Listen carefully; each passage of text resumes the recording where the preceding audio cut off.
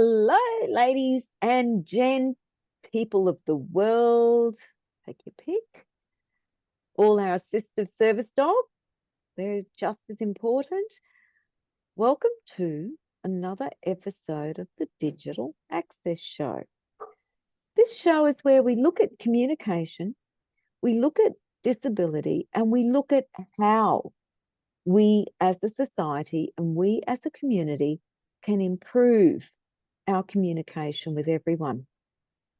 Today's guest, I've only talked to twice, and I met her through the lovely Lisa Young from II Low Vision Services. And Jaceen lives in regional Queensland, Gladstone to be exact.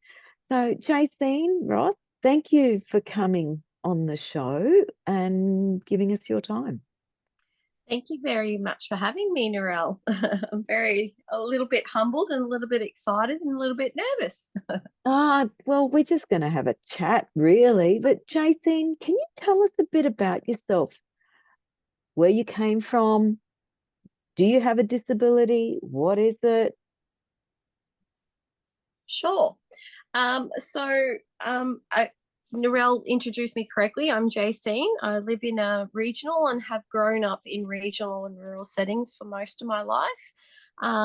At 8 years old, I was diagnosed with type 1 diabetes, which is a chronic disease, and progressively from that diagnosis at around 26, I was diagnosed with diabetic retinopathy and lost my vision to it. I have retained some vision, and while limited, I'm classed as a legally blind person.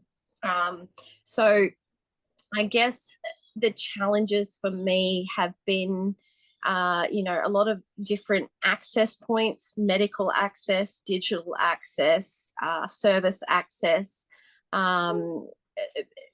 family education, employment loss, all of that type of thing that come with living in a rural and regional setting where services aren't as widely available, and time between. So what else? I also have a couple of other hidden disabilities as well, and yeah, I guess that's me in a nutshell. I live with my partner.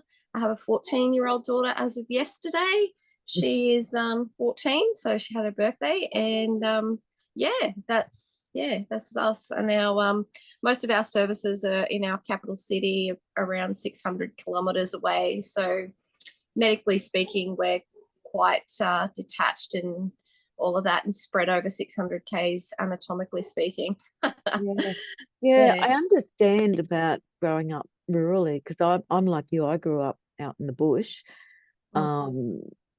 And yeah, I remember as a kid when we know now when I actually started losing my sight, that even just to get a pair of glasses, it was a minimum hour drive, sometimes 2 hours, depending on where the optometrist was.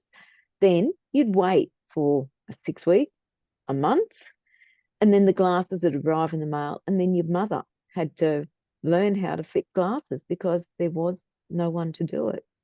Yeah. In our day, I remember having my first issues at around 12, 14 with the diabetes, and I was told I had an astigmatism and needed to wear glasses similarly to my daughter. But I remember having that appointment, and I remember at least like a 6-month wait, just because we were on a pension to go through the hospital subsidy scheme at the time. The wait list for that was intense. And as a kid, kids are really fond of having a dig and having a go. So yeah, it made it was quite an interesting experience in comparison to what we have available to us now, for sure. But go on, Jaceen. Yeah, because from your perspective, living in a regional area, what if we take each of the challenges down, even transport? What are the transport challenges that you have? Are buses, or if there is public transport, I'm not sure, are they set up to help people with disability? Not really, no. We do have local buses. I won't even get into the the ability for public transport, but I will say we do have local buses. Most of the runs are school time, and maybe a couple of runs in between there. That is not accessible to people with a disability as much as it could be. The QR codes are unavailable. So when you scan your QR code over for the bus timetable, it's not there. Yeah. A lot of us are ringing in. We have to ring our train people to book the ticket because the timetable is just insane to look at or use voiceover. There's just too much. Yeah. It's not simplified. There's no tactile markers on our platform in Gladstone, which is I found very interesting. Yeah. That public, has to be quite dangerous, actually. it is. It's actually public knowledge. You can go onto the website, check out Gladstone's platform, and it'll tell you it's got a crossbar to the tactile markers. So I thought that was interesting. But yeah, and to go from here, say, to Brisbane, there's probably 1 or 2 buses a day, 12, 13 hours apart. Same with the train. So yeah, I wouldn't necessarily, in 2024, I don't think we should be that isolated for public transport, but we are. And you are on the coast of Queensland too, which is quite interesting. Very much so. We're on the major thoroughfare right through to Cairns and Brisbane. So yeah, it's very interesting. And then, thinking of people out west, their limitations for public transport are as limited as ours in a bigger town. So yeah. So for you, you'd be very reliant on taxis then? Taxis or the beautiful friends and family who are not working, because it is a very heavy working town, which is why we have limited access to services, through either Vision Australia or Guide Dogs. Yeah. So what about even like doing your shopping? My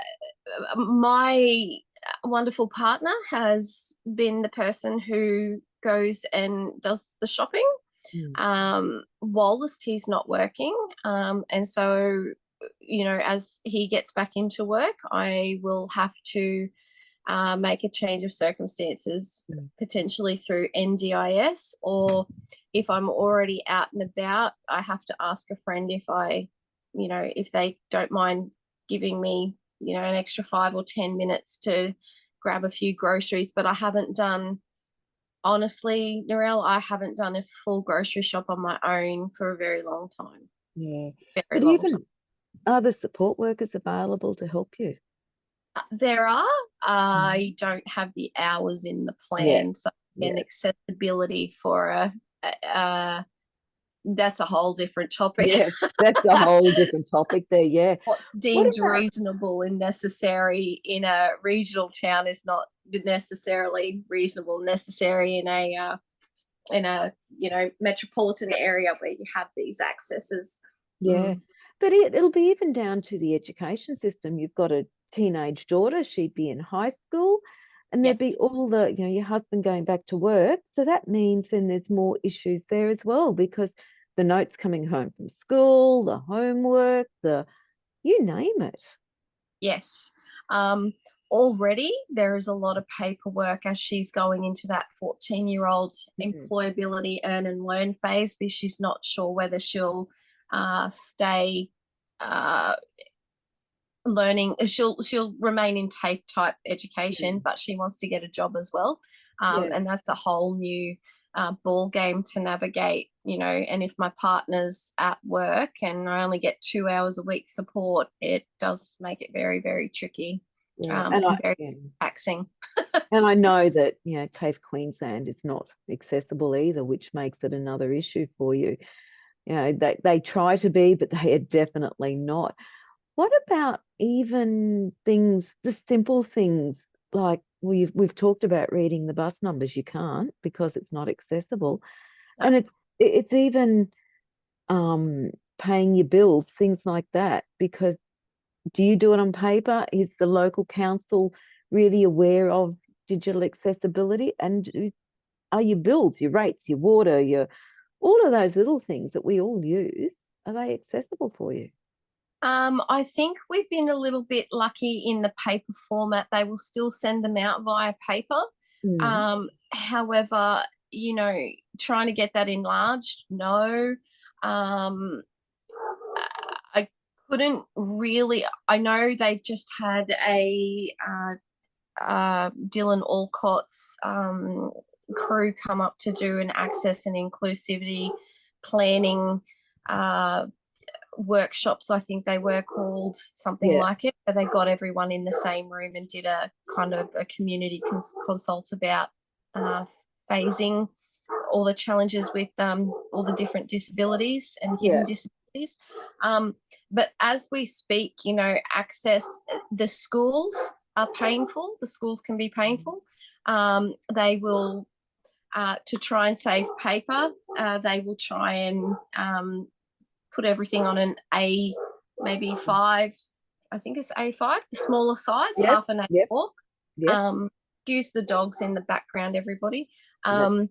We that does make it challenging to sign, Mm. because even when you use your little sign card with Yep. the cutout in it, you're still capturing smaller information that can be really, and we can't read that because it might be that the printer's running out of ink and they'll still Mm. send it out, but it's still legible for them or Yeah. anyone who's cited, but it's not for us. And so having to get them to send it, even on my phone, I have no digital access because I can't use my pen, my Yep.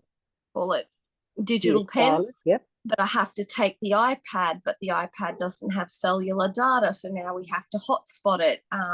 So yeah, I don't think service providers, where it comes to digital accessibility, really know how tricky that is for a person with a disability. Mm. Do you think there's much awareness of disability in your region?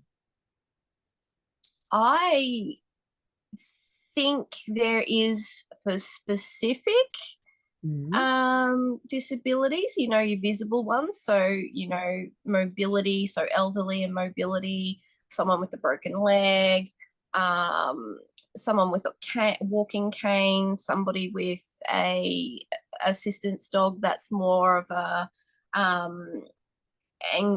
for other, as in a, what do they call them? Like For calming dogs, anxiety. epileptic Yeah. Yep. awareness Yep. dogs. Yeah. But for a person with a white cane, there's a very limited number in our time. I know I'm out and about, and maybe one other I've seen with a white cane. I know there's a lot more out there who see service providers every couple of months, Mm. but they're not getting out and about. And if they are, they're not got the aid with them, like the white cane or anything Yeah. that is visible. I think for visible disabilities it is, but for those kind of hidden ones, and you would think, with the amount of population that struggle with the spectrum of vision loss, there'd be more. Yeah. uh, that's more than 2/3 of there's around 2/3 of the population Yeah. struggling with sight issues, and still very limited awareness and understanding. What do you think could be done in the regions feasibly, reasonably, cost effectively? What do you think could be done? That's interesting. So I have a pardon the pun, I have a vision for Yeah. building a resource centre closer to home. So whether that has resources for sensory issues for ASD and neurodivergence, or autism and neurodivergent spectrum, a resource centre for vision loss. So having like Toowoomba used to, where they have a centre to come and, work with us longer through the week, Yeah. to have that ability for service providers to come together in the room and have that place where it's, available for training services, aids, all of that. And I did have this idea. I'd love to see a social enterprise scheme, whether I can facilitate it or not, I don't know. But having conversations with people or stakeholders to bring maybe like a social scheme for canes and things for those people that can't afford or haven't got access to these aids. There are so many people that cannot afford to go traveling to Brisbane to get training for a cane. And I know. it's not just the travel, it's the accommodation, it's the food, it is, and it's having, you've got to have support workers available to get you around. Moving around as a person with disability is not a cheap thing. No, it's if you've never gone from a rural town and you've gone legally blind and you've maybe traveled to Brisbane once or twice, that is a huge burden. And I mean it in the most polite way when I say the stress of even contemplating going on your own so you don't rip your family out of whatever they've got going on. Or, there's been so many times that they've said, oh, just your partner can drive you down. And, you've got the school saying every day counts. So for what looks like, a day trip, that's a 12-hour return for us. It's just not. It's not easily done. No, it shouldn't even be a suggestion. And it's also too, I don't think many people realize, and it would be, I think, I can't talk for every disability. Obviously, I know for vision impairment, definitely, the loss of knowing where you are, because a person with sight gets, where the heck am I? And they get out the map and they work it all out. Person with disability has to do it differently, and it takes a lot longer. Yeah, we've got the tools, but you've got to know the tools exist. Perfect example, Narelle. Yes. Perfect example. So recently this year, I travelled to Bundaberg. Irony was for an eye appointment. Yep. From and Gladstone. Bundaberg's about 3 hours? Just on 2, an hour and a bit by car, but about 2 via train. First time I caught the train, was so nervous. I had to ring them 3 times, and this is when I found the platform had no tactile markers. Get to the train station, all the footpaths and things are not set up well, very rickety. You can't, it's, whilst it's simple, it's still very unsteady underfoot. Up I toddle, couldn't work out my ticket because the ticketing hadn't been sent to emails because they spelt name wrong, so human error. I then had to give her the email and go, I've already paid for it, that's fine, try this one. So they ended up finding the tickets, and then she points, just wait out there. And I'm like standing there with the cane. That was okay. Nowhere comfortable to sit and wait for someone with a disability. My partner stuck around because he was a little bit unsure. Train stations don't exactly have the right societal stereotypes hanging around. So safety, he was concerned about safety and risk management. Go to jump on the train, and the lady says, oh, just head up towards the end of the train is where your carriage is. And I'm like, how far down is that? She's like, oh, just go wait over there. Lucky my partner went to one of the train things, because I reckon that the train would have just left had I been standing there. So anyway, that was fine. Jumped on, 2 hours later, jumped off the other end, says to the lady, is there anywhere to wait when I come back? She said, no, the office closes at 5. You won't be catching your train till 6:30. So that was already going to be an 11-hour wait. I ended up, the train was delayed, was 13 hours. I had to wait on the platform from 4 p.m. till 7:30 p.m., 3.5 hours, just to wait for the train, because there was nowhere safe to wait where I didn't have to walk from a pub or a sports club. 3 or 4 blocks. Bundaberg has a very high rate of, drug use, and it is unsafe in town. She then, when I got off the phone, I couldn't access my maps because my network hadn't kicked back in. So I turned my phone off, asked the lady where the council chambers were, because the only thing I could think of was to go there and get a map of the town centre, which she gave me some best direction. She said, just wander up there 10 minutes. I think she thought I was a bit slower than normal, but it was only a 3-minute walk. But lucky the council there said, oh, we have this, but I don't know how accessible it is for you. And I'm like, I don't, transport wise, that is a perfect example of digital accessibility failing a person. So what can we as a society, what can we as a community do? From both the disability point of view and from the normal person point of view. I think we need to be able to have, at least grace given in our plans for travel and digital access, whether we're on plans or not. There needs to be a little bit more understanding, maybe more training and orientation, maybe more experiences out and about where we can build that confidence and safety. And,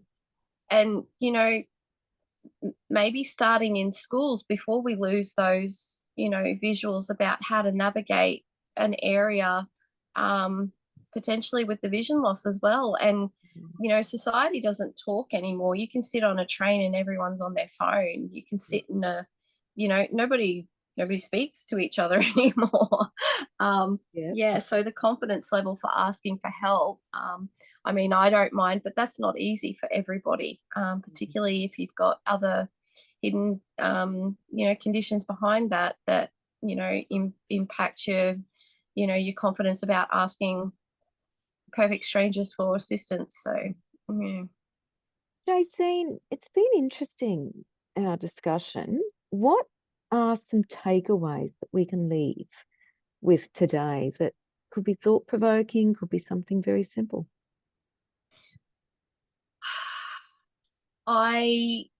One of the biggest things is to keep having conversations with people about,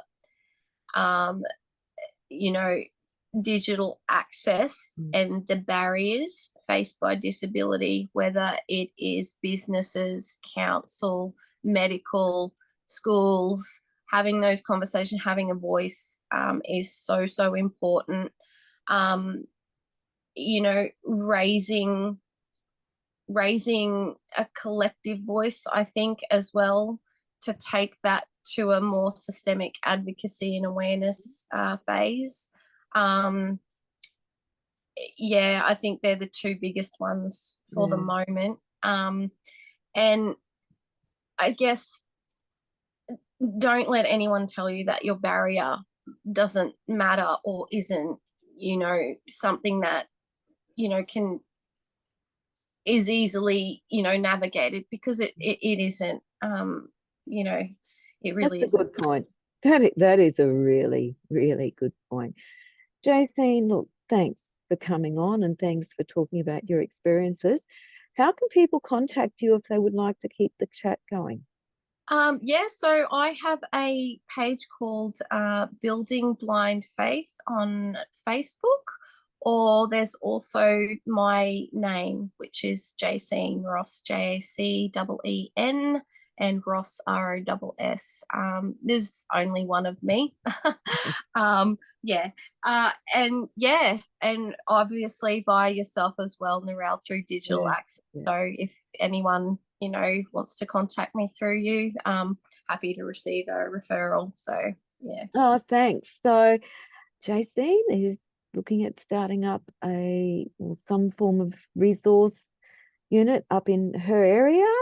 I urge everyone, regardless of disability, go and have a chat with Jaceen, because Jaceen's got some knowledge that can help our community. So that's our show for today. Thank you very much. If you like what we're doing, please review, like, subscribe, and share it. Just share it to everyone, because as Jaceen said, the more we advocate and the more we talk about the challenges, it's not just helping us, it actually helps the community, because then we become more independent. And with the aim of that, more people will get into work and you'd get some awesome workers. Because again, we didn't even touch on employability. That's another show by itself, but it does make a difference. So we'll talk to you all next time. See you around. Excellent. Thank you very much, Narelle.